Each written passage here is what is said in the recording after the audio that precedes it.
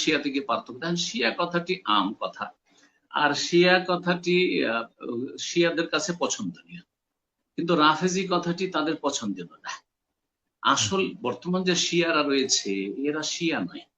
শিয়ার শাব্দিক অর্থ হচ্ছে, প্রথম শুরু হয়েছে শিয়া তো আলী।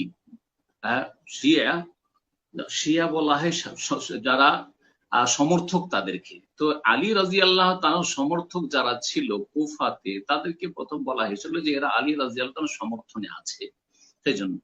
কিন্তু তারা ধীরে ধীরে ধীরে ধীরে গুমরাহি এমন বাড়লো তাদের, যে তারা আর আলী রাদিয়াল্লাহু তাআলার আদর্শের উপর থাকলো না। খুব দ্রুত তারা অনেক গুমরাহির দিকে চলে গেল, শিরক কুফরি পর্যন্ত চলে গেল।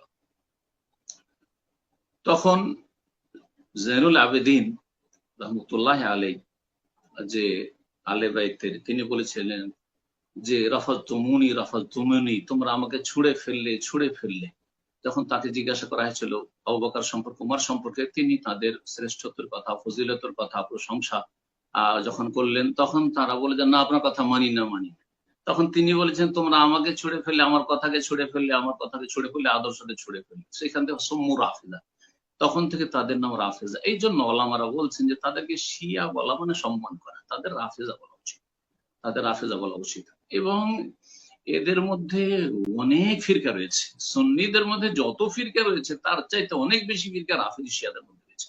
আগা খানি, বোহরা, তারপর নৌসাইরি, দুরুজ, আর তারপরে এমামিয়া, ইসনা আশারিয়া, হুসিদের জাইদি ছিল, কিন্তু হুসিরা বর্তমান কিন্তু জাইদি না, এরা রাফেজা শিয়া ইসনা আশারিয়া হয়ে গেছে, ইরানপন্থী হয়ে গেছে, যারা বড় বড় কুফরি শিরকে লিপ্ত রয়েছে। দেখেন, কুফরি শিরকে লিপ্ত হয়েছে কথাটি আলাদা, আর কাফের বলা আলাদা। কাফের বলার জন্য আপনাকে তাদের উপর হুজ্জত কায়েম করতে হবে, তাদের সংশয় দূর করতে হবে, আর তারপরে তখন কাফের বলে ফতোয়া দেওয়া যাবে, এটা হওয়া উচিত।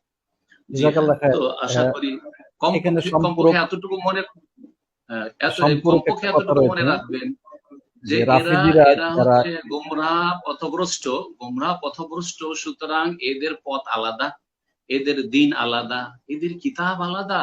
আপনার বুখারী, মুসলিম, আবু দাউদ, নাসাই তাদের কাছে নেই, কিতাব তাদের আলাদা, সব মিথ্যাতে ভরা। আকযাবুত তাওয়াইফ, ইবনে তাইমিয়া রাহিমাহুল্লাহ বলেছেন, সবচেয়ে মিথ্যাবাদী ফিরকা হচ্ছে রাফেদায়ে শিয়া।